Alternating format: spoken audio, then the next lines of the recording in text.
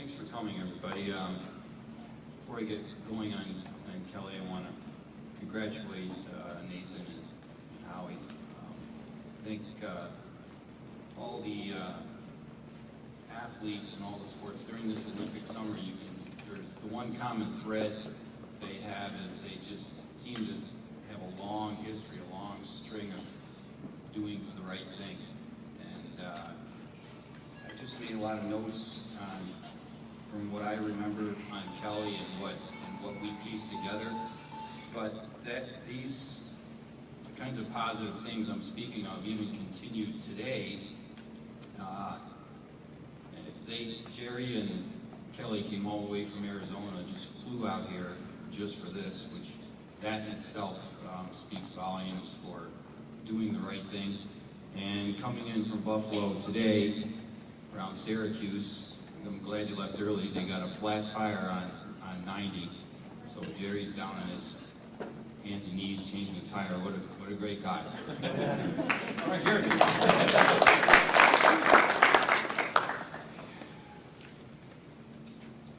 My first memory of Kelly was on her recruiting trip, and at the time she lived in Hauppauge, Long Island,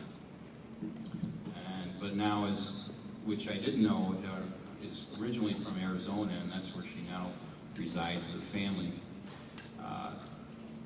And the one thing about her recruit trip I remember is that it was an overnight visit, and we couldn't determine who her host was, but it did the regular routine, tour of the campus, watched the practice, spent the night, and unlike 95 or 99% of recruits to this day that come in, she came in the next morning at the 6 a.m. practice, and I thought, well, this is a dedicated athlete I have here, and I knew her ability, so she just sat against the wall, and I said, you didn't have to come in at 6 in the morning, and she said, oh no, that's okay. I said, yes it is.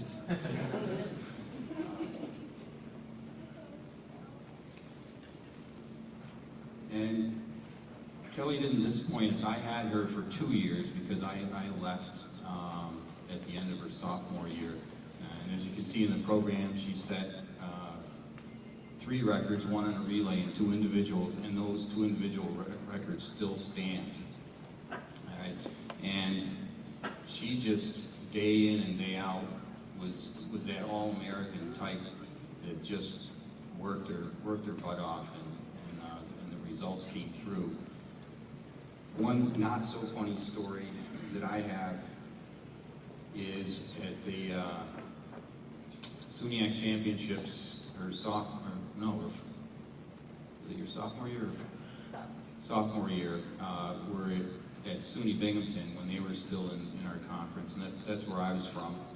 And my mom and dad always had my team, whether it was, they had separate men's and women's championships then, and they always had us at dinner, and it was nice, the home support there. And one of Kelly's best friends on the team, Tracy Mitchell, who is also a national qualifier, who she still keeps in touch with, she was there, and a lot of parental support. Well, on the middle day, it's the 800 freestyle relay where they each swim 200 yards, and it's not and you had to swim it twice, once in the preliminaries and then the top 6.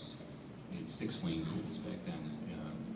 We do 8 now at a larger facility, but 6 would qualify, and it wasn't that hard for our team to make it back for the finals. So I specifically instructed all of them, especially Kelly, to just take it easy, to conserve your energy. I mean, much like you see at the Olympic trials that just went on, the commentators, Rowdy Gaines, they're saying how they conserve their energy for this and that. Well, but Kelly always gave 100%. So she wanted to go all out, and she was the last one, the anchor on that relay, and I was like, wow, they're really going fast. And I told them to take it easy. Well, this is my prop behind me. At the end of the race, Kelly comes in so hard and just stuck that finish and injured her hand kind of bad. And she was on track, pretty much a shoe-in to qualify the following day in the longest swim race, the mile, the 1650. So when it was hurting her, I was kind of like, all right, we'll get some ice on it and it'll be okay. I was like, right then the denial was starting with me, because it was hard to handle. And Tracy Mitchell's mom was a nurse, and as the minutes and hours went by, as we had to go to lunch or whatever, she shook her head and said, "Ben, she's done." And they took her to the hospital, and her hand was broken. So that was just unfortunate. And she took some time off, and then continued and set another record after I was gone. She was a teacher for many years, and met Jerry, and then currently they run 3, and it's going to be 6 Waffle House franchises in Arizona. And she's done 4 marathons, including a full one, first one, running this past year. And just her string of good things is continuing on. With that, I'd just like to bring you up and congratulate you, Kelly, on your...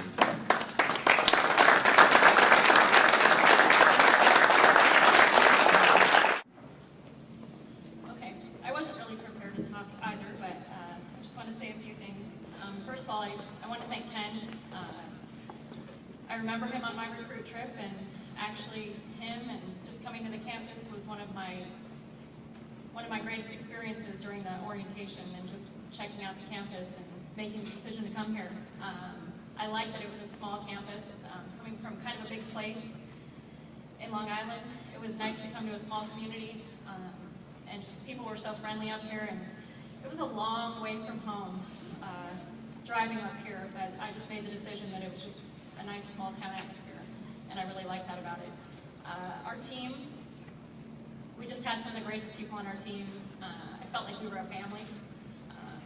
The guys and the girls, like we were all really close, and spent a lot of time together. I mean, we'd be training in the morning, we'd be training in the afternoon, and then one of the greatest things we did when Ken was there, and then later when I had Sean McNamee, is we took trips to Florida for our training during the winter time. So getting out of the cold and going down there to Florida, and it was a lot of fun, but it was also a lot of work because we trained pretty hard down there and swam in a great pool, and that was just one of the greatest experiences for sure.